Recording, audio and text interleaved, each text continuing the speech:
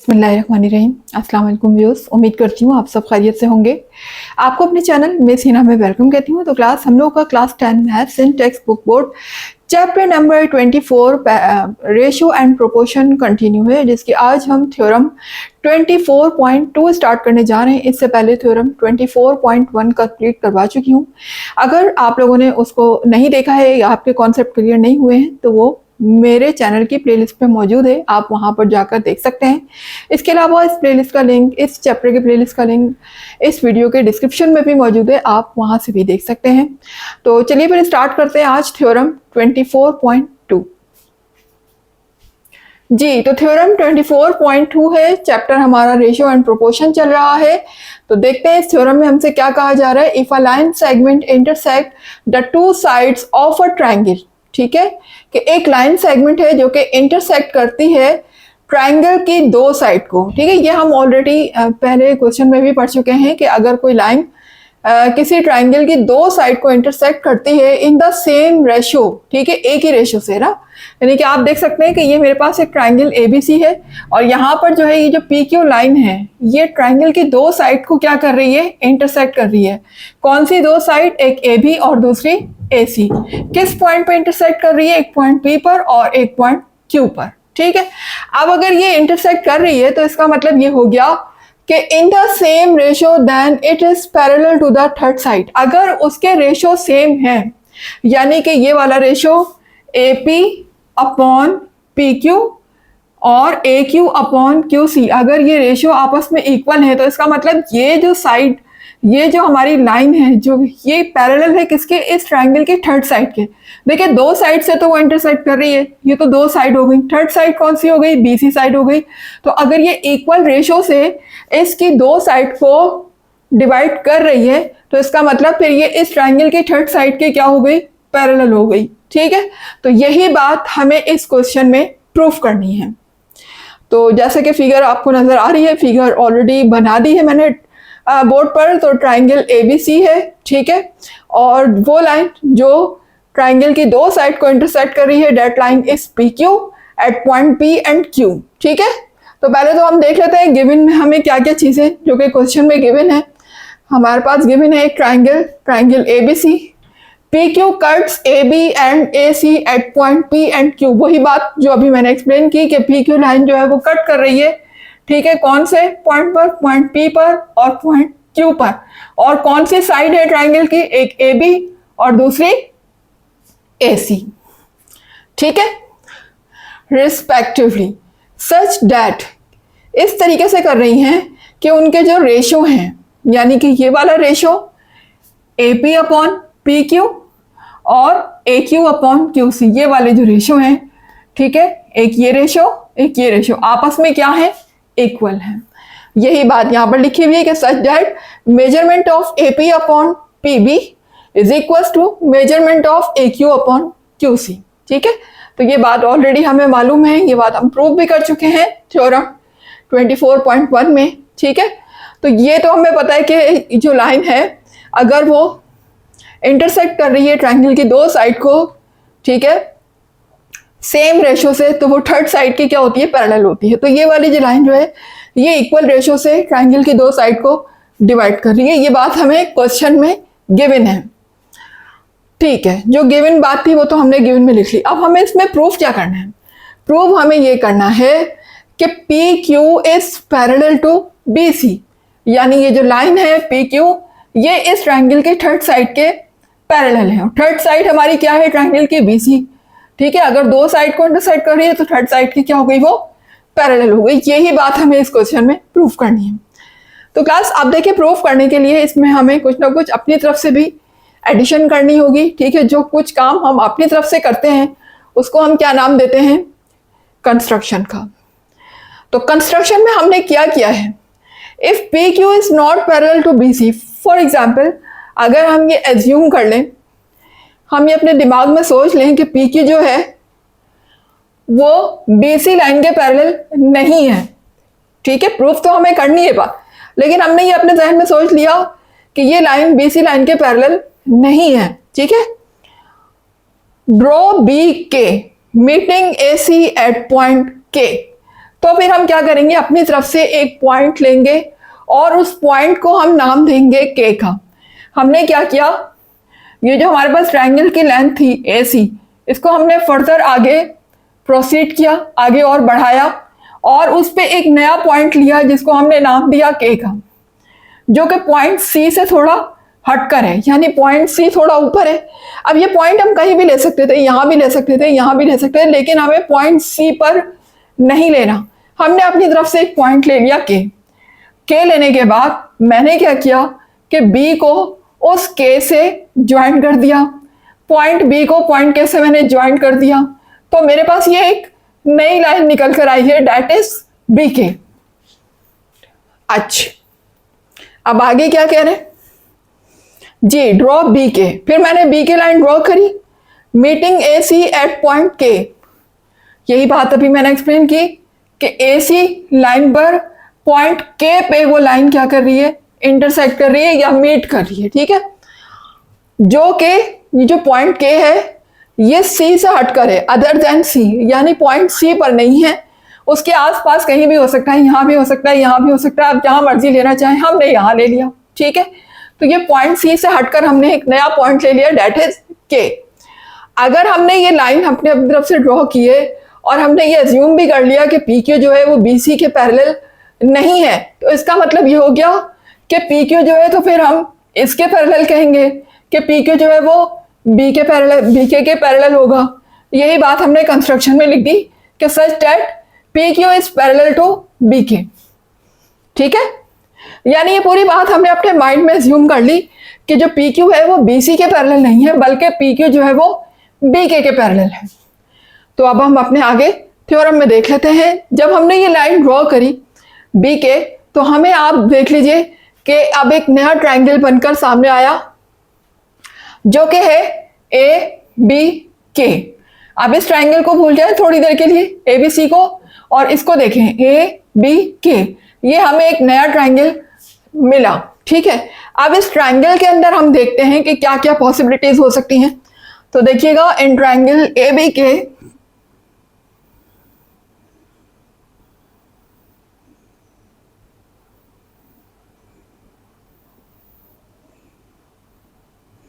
जी, triangle ABK में अगर हम देखें तो हमने ये कहा है कि PQ लाइन जो है वो पैरेलल है किसके, BK के, ठीक है। ये बात अभी हमने कंस्ट्रक्शन में खुद कही कि PQ लाइन जो है वो पैरेलल है BK के। तो हम यहां लिख लेते हैं कि PQ is parallel to BK, ठीक है। लेकिन ये बात क्वेश्चन में गिवन नहीं थी, लिहाजा ये बात हमने खुद से बनाई है ना। BK लाइन तो हमारी खुद की है, ये डॉटेड लाइन क्या शो कर रही है कि ये लाइन हमने खुद से ड्राइव की है। तो हम आगे भी इसका रीजन यही लिखेंगे, दैट इज कंस्ट्रक्शन।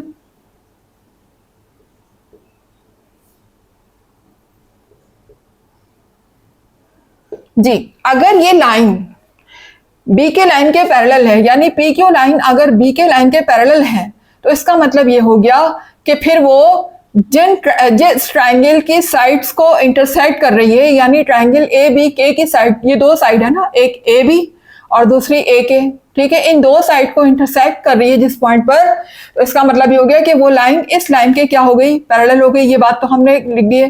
तो फिर उन सेम रेशो भी होंगे, जो लाइन आपस में पैरेलल होती हैं ट्रायंगल में, तो उनसे रिलेटेड ये जो रेशो बनते हैं जिस पॉइंट पर ये इंटरसेक्ट कर रही होती है लाइन, तो इंटरसेक्ट करने के बाद देखिए रेशो बन जाते हैं ना, रेशो में डिवाइड हो जाती है। एक ये रेशो AP अपॉन PB और दूसरा रेशो ये AQ अपॉन QK, ये आपस में क्या हो जाएंगे, इक्वल हो जाएंगे। तो ये बात भी हम लिख लेते हैं, अगर ये पैरेलल है तो इसका मतलब measurement of AP upon PB is equal to the measurement of AQ upon QK। Measurement of AP upon measurement of PB is equals to measurement of AQ upon measurement of Q के। ठीक है, ये ratio आपस में equal होंगे। क्योंकि क्यों equal है? क्योंकि हमने ये कहा है कि पी क्यू लाइन जो है वो पैरेलल है बीके के। जी, अब अगर ये रेशो आपस में इक्वल है तो इसकी रीजन हम आगे क्या लिखेंगे? रीजन हमारी हो जाएगी कि line parallel to one side of a triangle, कि वो लाइन जो ट्रायंगल की एक साइड के पैरेलल हो divides the other sides proportionally. ठीक है, प्रोपोर्शनली का मतलब होता है टू इक्वल रेशो। ये बात आपको मैंने शुरू में बताई थी। प्रोपोर्शन का क्या मतलब होता है कि when two ratios are equal that ratios are called the proportional. ठीक है, तो यहां पर हम रीजन भी यही लिखेंगे, a line parallel to one side of triangle, line parallel to one side of a triangle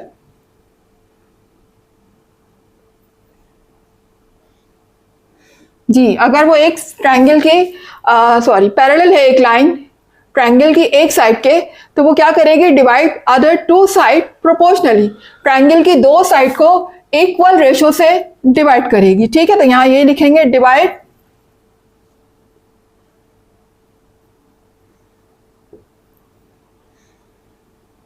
other two sides proportionally.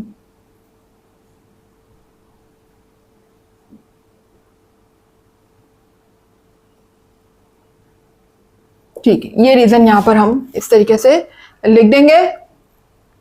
अच्छा, अब यहां तक तो हमने ये वो बात करी है जो कि हमने खुद से एज्यूम किया था। बी के लाइन बनाने के बाद जो हमारा नया ट्रायंगल बनकर सामने आया था उसके हिसाब से हमने यहाँ पर सारा अपना स्टेटमेंट और रीजन लिख दिया है। अच्छा, अब यहां पर अगर हम गिवन में देखें तो गिवन में भी हमारे पास देखें क्या मौजूद है? Measurement of a b upon p b is equal to measurement of A q upon q c. ये भी लिख लेते हैं हम यहां पर, but measurement of a P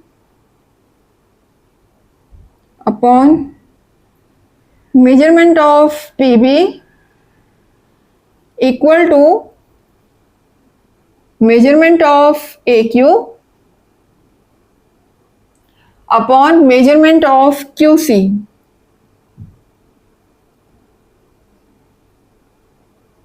ठीक है, ये जो रेशियो है ये हमने खुद से ड्राइव नहीं किया, बल्कि ये हमें क्वेश्चन में यहां पर देख सकते हैं, ये ऑलरेडी गिवन था। ठीक है, ये हमने खुद से ड्राइव किया है कंस्ट्रक्शन करके, और ये हमें क्वेश्चन में गिवन था। तो आगे हम रीजन में यही लिखेंगे, इट इज गिवन। जी, आप फर्ज करें, देखिए आपके बुक में तो खैर इनको इक्वेशन का नाम नहीं दिया, लेकिन हम अपनी आसानी के लिए इनको नाम दे देते हैं। फर्ज करें अगर मैं इस इक्वेशन को 1 कह दूं और इस इक्वेशन को 2 कह दूं, तो अब इक्वेशन 1 और इक्वेशन 2 को अगर हम देखते हैं तो यहां देखिएगा,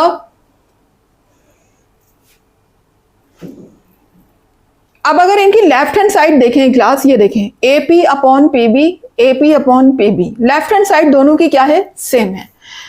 तो आपको पता है ये रूल है हमारा, ट्रांजिटिव प्रॉपर्टी कहलाती है, एक ट्रांजिटिव प्रॉपर्टी ऑफ इक्वालिटी कहलाती है ये, जिसके मुताबिक कि अगर कोई भी दो इक्वेशन की कोई एक साइड इक्वल हो, लेफ्ट हैंड साइड हो या राइट हैंड साइड हो, तो उसके रूल के मुताबिक हमारी दूसरी साइड भी क्या होती है? इक्वल होती है। तो इसका मतलब हम यहाँ पर दोनों इक्वेशन को क्या कर रहे हैं? कंपेयर कर रहे हैं। कंपेयर किया तो पता चला कि इनकी एक साइड तो बिल्कुल सेम है, एक जैसी है, तो इसका मतलब इसकी दूसरी साइड भी क्या हो जाएगी? सेम हो जाएगी। ठीक है, तो यहां पर हम लिख लेते हैं, सो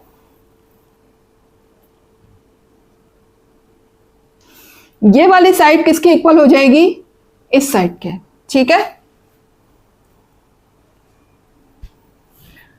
जी, मेजरमेंट ऑफ ए क्यू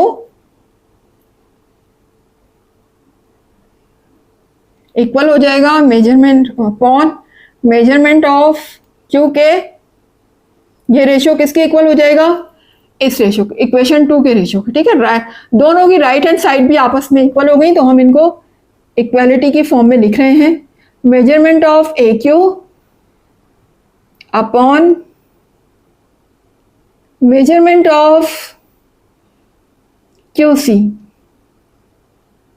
ये दोनों भी आपस में क्या हो गई, इक्वल हो गई। और ये हमने किस बेस पे इनको इक्वल कहा है, ठीक है, ऐसे कैसे हमने कह दिया, तो ये हमने कहा है because of transitive property of equality. तो आगे रीजन में भी यही लिख दीजिएगा कि ट्रांजिटिव प्रॉपर्टी के मुताबिक अगर किसी एक साइड, दो इक्वेशन की कोई एक साइड आपस में इक्वल हो जाए, ठीक है, तो उसकी दूसरी साइड भी क्या होती है, इक्वल होती है। तो आगे रीजन में हम लिख लेते हैं कि ट्रांजिटिव प्रॉपर्टी ऑफ इक्वालिटी, जी, इस प्रॉपर्टी के मुताबिक हमने दोनों इक्वेशन को आपस में क्या कर लिया, कंपेयर कर लिया, ठीक है। तो क्लास अब यहां आप देखिएगा ये क्या है, दोनों रेशियो हैं। अब इन दोनों रेशियो में आपको बताया था मैंने कि जो हमारे न्यूमिनेटर होते हैं वो हमारे क्या कहलाते हैं, एंटीसीडेंट कहलाते हैं, जबकि डिनोमिनेटर हमारे क्या कहलाते हैं, कॉन्सिक्वेंट्स। ये बात आपको मैंने स्टार्ट में बताई थी जब मैं इंट्रोडक्शन दे रही थी इस चैप्टर का। ये बात मैंने आपसे कहा था कि इसको अच्छी तरह से याद कर लीजिएगा। रेशियो जब हमारे पास दो गिवन हो तो न्यूमिनेटर हमारा कहलाता है एंटीसीडेंट और डिनोमिनेटर हमारा कहलाता है कॉन्सिक्वेंट्स, ठीक है। थोड़ा सा इसका प्रोनाउंसिएशन डिफरेंट है बोलने में तो, लेकिन बहरहाल स्पेलिंग इसकी याद कर लीजिएगा अच्छी तरीके से। अब देखिए यहाँ पर अगर हम इनके एंटीसीडेंट को देखें, यानी न्यूमिनेटर्स को देखें, एंटीसीडेंट मतलब न्यूमिनेटर को देखें, तो ये दोनों सेम हैं, AQ। तो अगर किसी भी रूल के मुताबिक किसी दो रेशो 1 रेशो 2, ये दो रेशो के अगर एंटीसीडेंट सेम हो, यानी अगर दोनों के न्यूमिनेटर सेम हो, तो उनके डिनोमिनेटर भी क्या होते हैं, सेम होते हैं। डिनोमिनेटर भी क्या होते हैं, आपस में इक्वल होते हैं। तो अगर AQ के इक्वल है तो इसका मतलब ये हो गया कि QC के इक्वल हो गया, ठीक है। तो फिर हम यहां पर ये कह सकते हैं कि measurement of QK is equal to measurement of QC के इक्वल हो गया। न्यूमिनेटर के इक्वल हो गया और डिनोमिनेटर को हमने इक्वल कर दिया डिनोमिनेटर के। तो आगे रीजन में हम क्या लिखेंगे, यही रीजन लिखिएगा, इफ एंटीसीडेंट्स आर इक्वल, ठीक है, if antecedents are equal then consequents are also equal.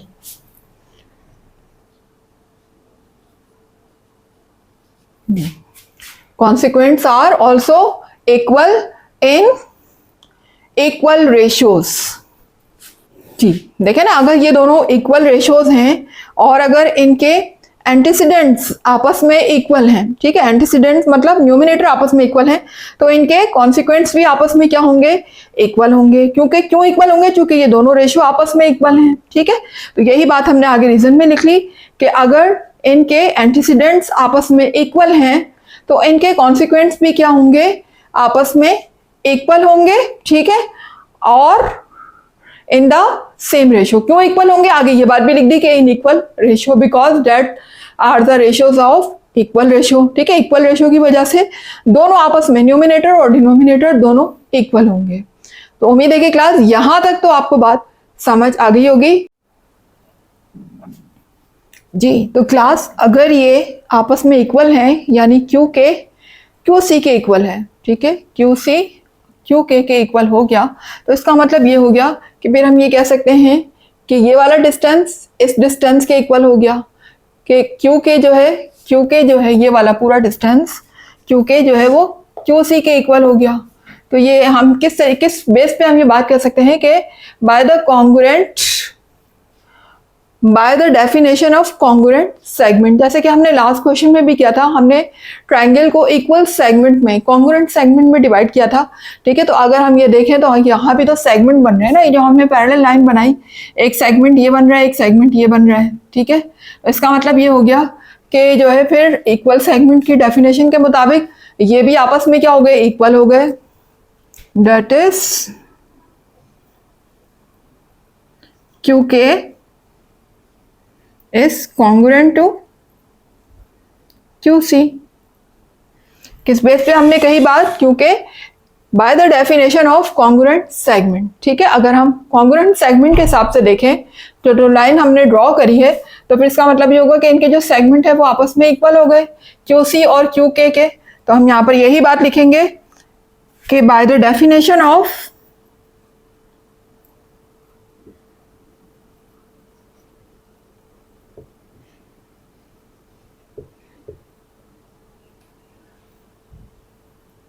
congruent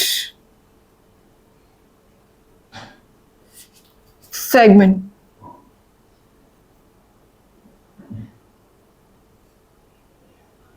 ठीक है। कॉन्ग्रुएंट सेगमेंट के मुताबिक फिर ये दोनों भी क्या हो गए, आपस में इक्वल हो गए, क्यू के और क्यू सी। तो क्लास आपको क्या लगता है कि ये डिस्टेंस क्यू के और क्यू सी ये आपस में इक्वल हो सकते हैं कभी? ये डिस्टेंस को देखिए और ये डिस्टेंस, पहली बात तो ये इक्वल नहीं है, ठीक है।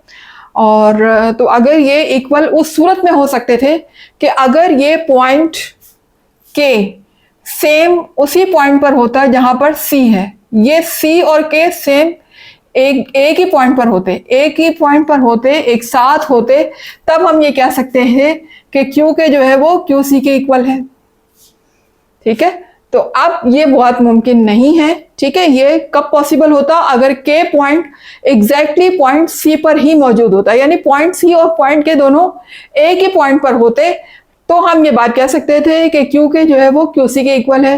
लेकिन अभी हम किस बेस पे ये बात बोल सकते हैं कि क्यू के जो है वो क्यू सी के इक्वल हो जाएगा? क्यू के देखें, ये डिस्टेंस देखें आप, इतना लंबा, और क्यू सी ये डिस्टेंस, ये कैसे इक्वल हो सकते हैं? हो ही नहीं सकते, ठीक है। तो हम यहां पर यही बात लिखेंगे, this is possible only when K coincides with C. दिस इज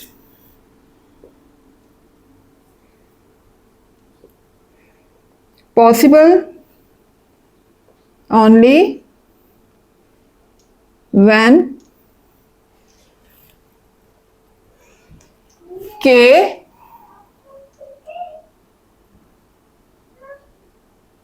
coincides, coincide का क्या मतलब होता है? एक साथ, यानी C और Q दोनों एक साथ होते हैं। coincide का मतलब है एक साथ, ये दोनों पॉइंट अगर एक साथ होते, coincides with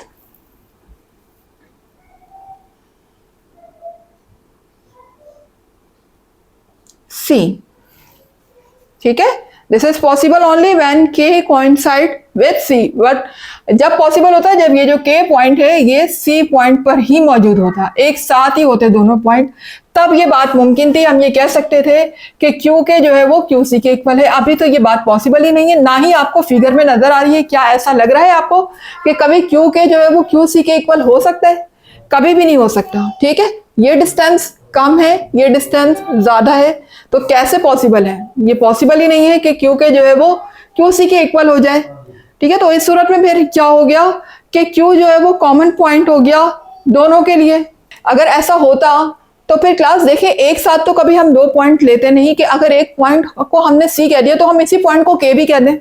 ऐसा तो मुमकिन नहीं है ना कि हम सी पर ही के को भी ले पॉइंट और इसी पॉइंट को सी भी कह दें और इसी पॉइंट को के भी कह दें।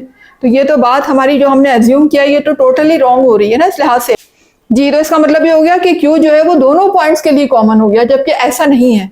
ऐसा हो ही नहीं सकता कि एक जगह एक पॉइंट ऑलरेडी मौजूद है और वहीं पर ही हम के पॉइंट भी बना लें, ऐसा तो मुमकिन ही नहीं है। और क्यू हमारा एक ही पॉइंट हो रहा है, यहाँ पर हम दो दो पॉइंट यूज करें और क्यू एक ही पॉइंट हो रहा है, पॉइंट यूज हो, तो ये बात मुमकिन नहीं है। ये रीजन जो हमने यहाँ पर जो हमने ये बात लिखी है, इस लिहाज से अगर हम देखें तो क्यू जो है वो कॉमन पॉइंट है, पॉइंट सी के लिए भी और पॉइंट क्यू के लिए भी। यही बात हम यहां लिख देंगे कि Q is the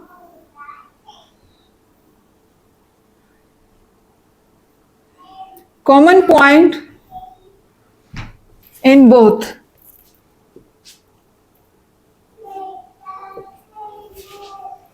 common point in both.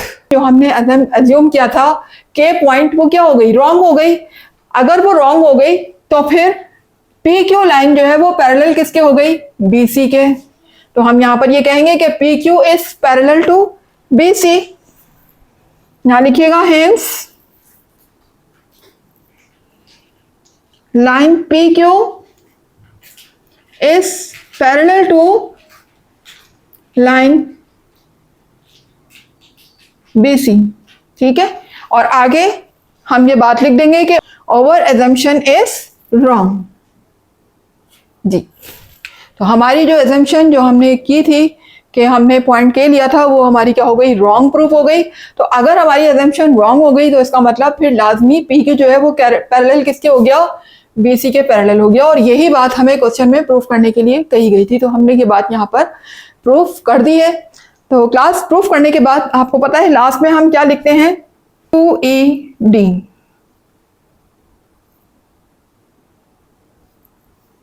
Quad इराट डेमोन्स्ट्रेंडम। ठीक है, तो इसका मतलब ये होता है कि हमने जो बात प्रूफ करने के लिए गए थे इस क्वेश्चन में वो हम सक्सेसफुली लास्ट में प्रूफ कर चुके हैं। डेट्स वाई यहाँ पर आप लास्ट में ज़रूर लिख दिया करें QED।